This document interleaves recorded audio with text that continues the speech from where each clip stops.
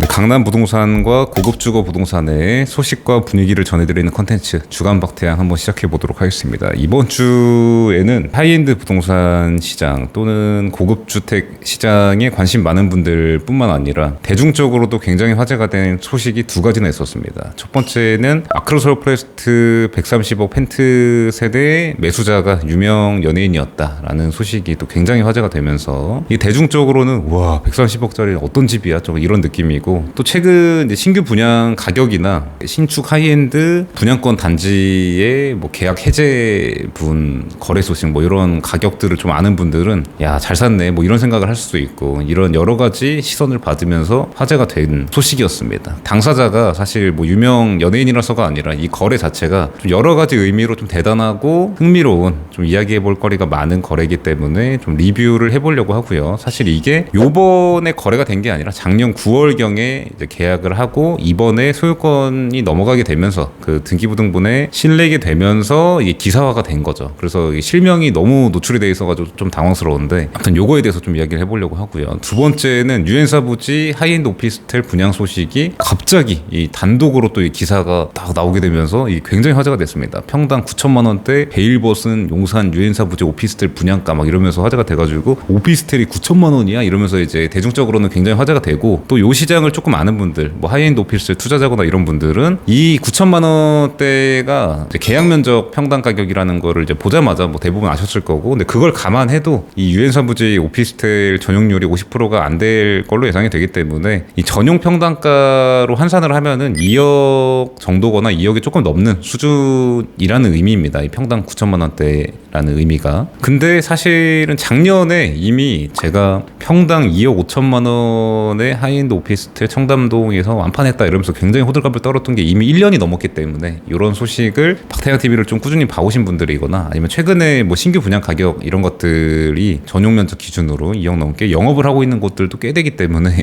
이 시장에 좀 관심 많은 분들은 이 가격 때문에 놀란다기보다 여러 가지 의미로 이게 하이엔드 오피스텔 시장에 좀 큰 파급력이 있는 그런 소식이었다고 볼 수 있죠. 근데 이 기사가 생뚱맞게 지금 갑자기 왜 나왔을까, 이런 것들에 대해서 한번 좀 리뷰를 해보도록 하겠습니다.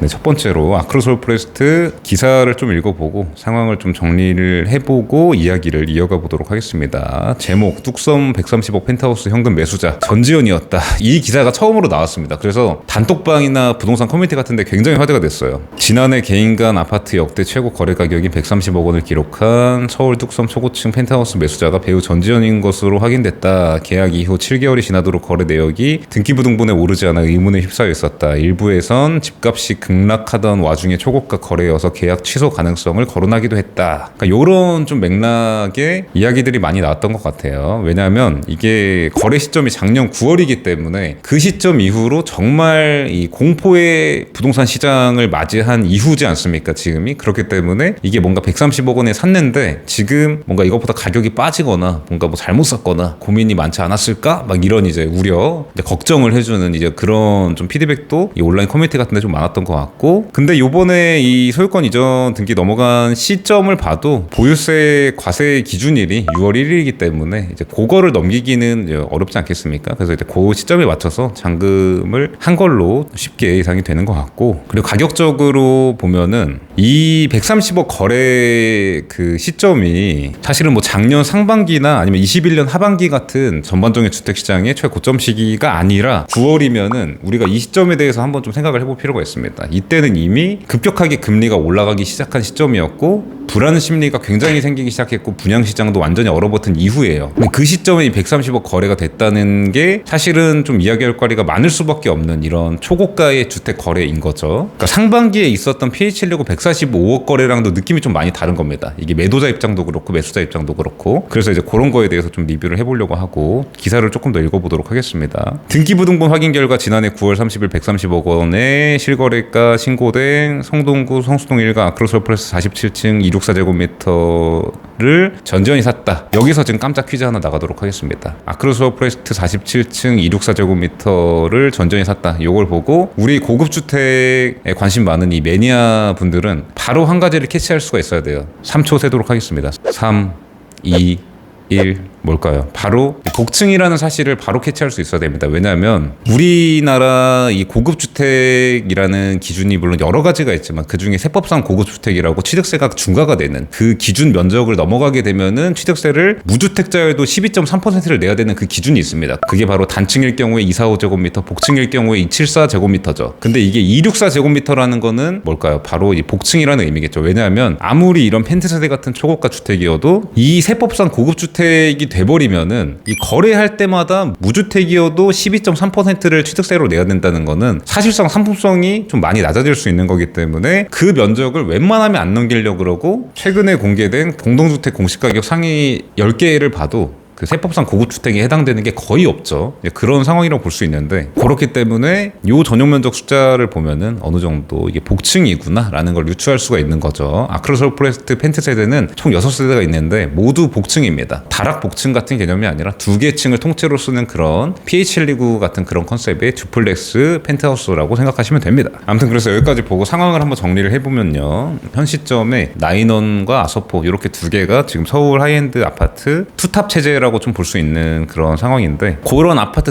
단지에서 펜트 세대가 총 6개가 있는데 그 6개 안에서도 또 2개, 4개 이렇게 나뉘게 됩니다. 왜냐하면 아크로솔 포레스트가 여러분들도 이렇게 한강변 지나다니면서 많이 보셨겠지만 이게 T자형으로 되어 있잖아요. T자형. 근데 그 T의 앞부분에 있는 세대가 2개가 있고요. 그 양 날개 쪽에 있는 세대 4개가 있습니다. 그 중에서 이 4개 중에 하나에 해당되는 세대를 이번에 이 배우 전지현 씨가 매수를 한 세대입니다. 그래서 그 세대를 작년 9월 30일 날 이제 계약을 한 겁니다. 130억 원에. 그리고 요번에 5월 초에 그 등기가 넘어가게 되면서 그게 이제 등기부등본에 확인이 되다 보니까 기사화가 되고 굉장히 화제가 됐다라고 보시면 좋을 것 같고 요 거래를 리뷰함에 있어서 이 시점이 굉장히 좀 중요하고 시사하는 바가 많다고 볼 수 있는데 그게 어떤 의미냐면 아까도 제가 말씀드린 것처럼 요 시점에는 이미 급격하게 금리가 올라가기 시작하고 좀 주택시장의 전망이 좀 안 좋은 전망이 많이 나오던 때이기 때문에 어떻게 보면 그렇기 때문에 이 거래가 가능했던 거일 것 같기도 합니다. 왜냐하면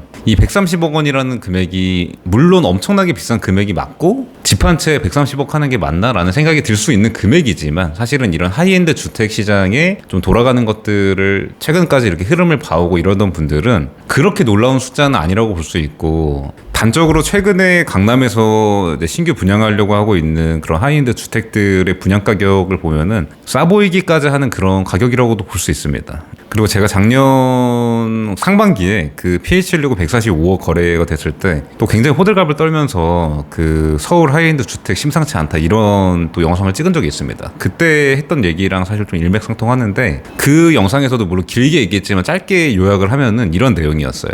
이 145억이라는 금액이 물론 엄청나게 비싸고 가격적으로도 많이 오른 게 맞는데 왜냐면 그 전 최고 가격이 115억이었는데 그게 한 1년 정도 만에 145억에 거래가 됐던 거였단 말이에요. 그때 당시에 PH129가. 그렇지만 이 하이엔드 주택 시장에 좀 몸담고 있거나 이런 것들을 좀 관심 있게 보는 분들은 그렇게 놀라지 않았다. 뭐 이런 얘기를 했던 내용이 있습니다. 그 배경에는 어떤 내용들이 있냐면 그 시점 직전에 있었던 이슈가 뭐 나인원 한남 펜트 세대 그 분양 전환 이슈가 있었고요. 그래서 이제 분양 전환을 이제 해야 되는 타이밍이었는데 그 분양 가격이 지금 기사에 나와 있는 뭐 지드래곤 씨 관련해서 막 기사 나온 것들 이런 것들의 분양 가격도 뭐 164억 막 이렇게 나와 있고 근데 뭐 인테리어 비용 뭐 어쩌고 해가지고 그냥 강제로 필연적으로 내야 되는 그런 금액이 거의 180억 가까운 그런 금액이었던 걸로 기억을 합니다. 그렇기 때문에 혹시나 분양 전환을 안 받게 되는 세대가 있으면은 그거를 내가 매수하겠다 이런 이슈가 좀 있었던 상황이었단 말이에요. 근데 그때 이제 나왔던 매수자들의 제시 가격이 뭐 이미 막 200억자가 나오고 막 이러던 상황이 또 있었고 그 전에는 그 에테로노 청담이라고 하는 또 굉장히 유명한 청담동 한강변 하이엔드 빌라에서 계약 해제분 같은 것들이 나와서 이제 다시 거래가 되면서 100억 후반 정도의 거래가 되고 막 이런 상황들이 있었던 때였습니다. 그 시점이. 그래가지고 이 하이엔드 주택시장 안에서 좀 좋다고 하는 것들 이런 세대들의 가격이 뭐 100억 중반 이렇게 거래되는 게 크게 놀랍지 않았다라는 내용이었어요. 짧게 요약하면은. 근데 근데 또 제가 방금 말씀드린 그런 이제 매수 수요나 실제로 뭐 100억 후반 이렇게 거래가 되는 매수자들의 판단에는 또 어떤 맥락이 있냐면 최근 몇 년간 많이 보여왔던 흐름이 신축 하이엔드 주택이 일반 주택 평균 가격 상승률보다 월등히 많이 올라가는 거예요. 이런 흐름을 최근에는 좀 강하게 보여왔습니다. 아크로솔 포레스트나 나인원남 이런 단지들 신축 하이엔드 주택들 중에서 좋다고 하는 것들이 너무 많이 올라가는 겁니다. 근데 이게 최근에는 이런 흐름을 좀 많이 보여왔다 보니까 자연스러운 거 아닌가라고 생각할 수 있지만 사실 예전엔 그렇지 않았어요. 오히려 이런 고급 주택들이 더 가격이 안 올라가고 일반 강남 아파트들이 더 많이 올라가고 그리고 그 전으로 넘어가게 되면 2000년대에는 강남의 대형 고급 아파트 이런 것들이 오히려 더 많이 빠지고 막 이런 흐름도 있었단 말이죠.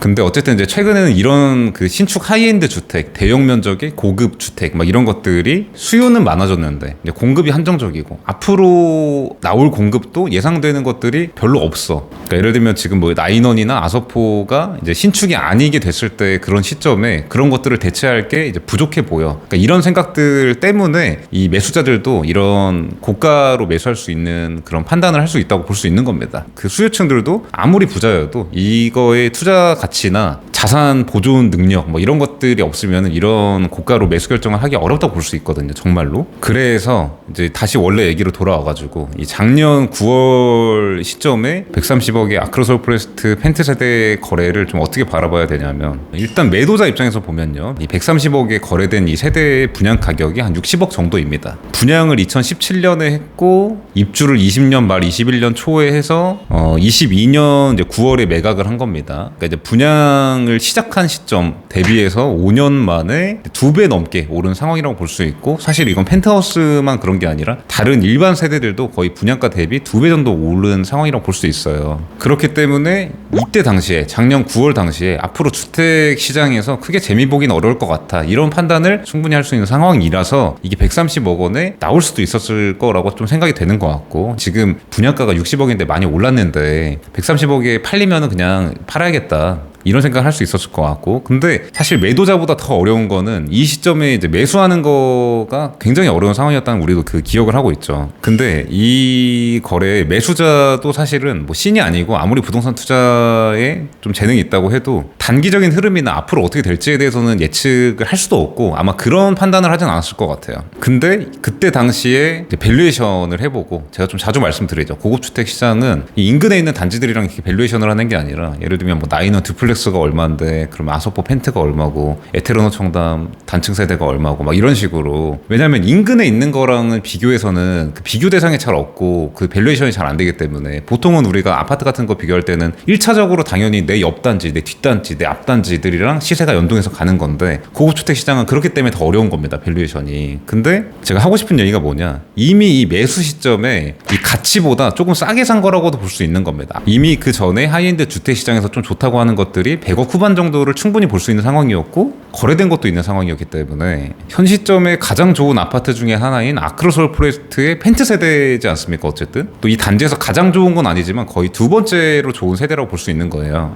근데 그 펜트 안에서는 사실 펜트 안에서끼리의 차이는 좀 적다고 볼 수 있고 그리고 좀 단기적인 전망으로 봐도 이 아크로솔 포레스트 펜트 6세대 중에 한 세대가 분양을 안 한 게 있습니다. 아예 모집 공고에도 없는 세대가 있어요. 최근에 나인원남 펜트 관련해서 이제 새 세대가 분양 전환이 안 돼가지고 내년경에 뭐 200억 중반 정도의 이제 분양을 하게 될 것 같다. 그러니까 매각을 하게 될 것 같다. 이런 좀 기사가 나온 게 있는데 이 아크로솔 포레스트의 그 펜트 한 세대도 조만간 좀 이제 그런 소식이 들려오지 않을까 예상이 되는데 그때 가격이 200억 언더로 매각을 하게 될 일은 거의 없을 것 같다는 생각이 좀 드는 상황이라고 볼 수 있단 말이죠. 그래서 이 펜트끼리의 차이는 그렇게 크지 않기 때문에 지금 시세는 사실은 좀 말할 것도 없다고 볼 수 있고 더 좀 주목할 만한 포인트는 이때 당시에 이미 좀 가치보다 낮게 샀다고도 볼 수 있는 거다라는 이야기를 좀 하는 겁니다. 그래서 다시 한번 정리를 해보면 이런 겁니다. 이때 9월 당시의 상황 이미 급격하게 금리 올라가고 경기 굉장히 불투명하고 전망이 극단적으로 갈리는 상황. 근데 그 와중에 하이엔드 주택시장의 공급이나 이런 수급에 대한 내용은 좀 많이들 알고 있어요. 하이엔드 주택 수요층들은. 그래서 그때 당시에 사실 이 매수자뿐만 아니라 이렇게 주택 경기가 불투명하고 이런 상황에서도 이렇게 매수를 하려고 다니는 이런 펜트 같은 것들을 매수하려고 하는 수요에 이후에 움직임이 없진 않았습니다. 그러니까 물론 그렇지만 그래도 이 시점에 130억의 이제 매수 결정을 할 수 있었다는 거는 크게 두 가지인 것 같아요. 첫 번째는 그 당시에 뭔가 분위기나 단기적인 흐름 같은 거를 예상하려고 안 하고 그 상품이 속해 있는, 내가 살려고 하는 그 부동산이 속해 있는 시장의 수요와 공급, 그런 흐름을 본 것 같아요. 그러면은 당장 뭐 반년 후 뭐 이런 것들이 어떻게 될지 몰라도 2, 3년 후 막 이런 것들은 지금 공급되는 거나 이런 것들을 보면 예상할 수가 있지 않습니까? 그래서 근데 수요는 좀 뭔가 이제 보여지고 있는 상황이었어요, 이미 그 전에. 그래서 사실 심리적으로는 굉장히 이제 결정을 하기 어려운 상황이라고 볼 수 있는데, 이제 그런 것들을 좀 지우고 그런 부동산 투자의 좀 기본기 이런 것들을 보는 게 물론 엄청나게 어렵지만 이제 그거를 봤다. 그리고 두 번째로는 그런 상황들을 지우고 냉정하게 이거를 이제 밸류에이션을 해본 거죠. 이게 왜냐면 펜트하우스의 거래 사례가 전혀 없었기 때문에, 여기 기사에도 나오는데 아크로솔 프레스트 펜트의 첫 번째 거래가 이 유명 배우가 매수한 이 사례입니다. 그렇기 때문에 이 단지 안에서는 비교할 그런 거래가 아예 없어요. 그러면 아까 제가 말씀드린 것처럼 다른 단지들의 그런 세대들과 비교해서 그 세대에 내가 봐보니까 그 세대는 얼마 정도가 적합해. 근데 그것보다 내가 볼 때 이게 뭐 조금 더 좋아, 아니면 조금 더 안 좋아. 근데 얼마야? 막 이런 식으로 해서 밸류에이션 하는 건데, 그런 이제 판단 능력 이런 것들이 합쳐져가지고 냉정한 판단을 해서 이게 작년 9월에 사고 최악의 그 부동산 시기를 맞이한 이후임에도 불구하고 안 빠졌다, 다행이다 정도가 아니라 그 시점에 웬만한 다른 거 사는 것보다 더 좋은 결과라고 볼 수도 있을 것 같습니다. 그래서 이런 결과가 좀 만들어진 것 같다.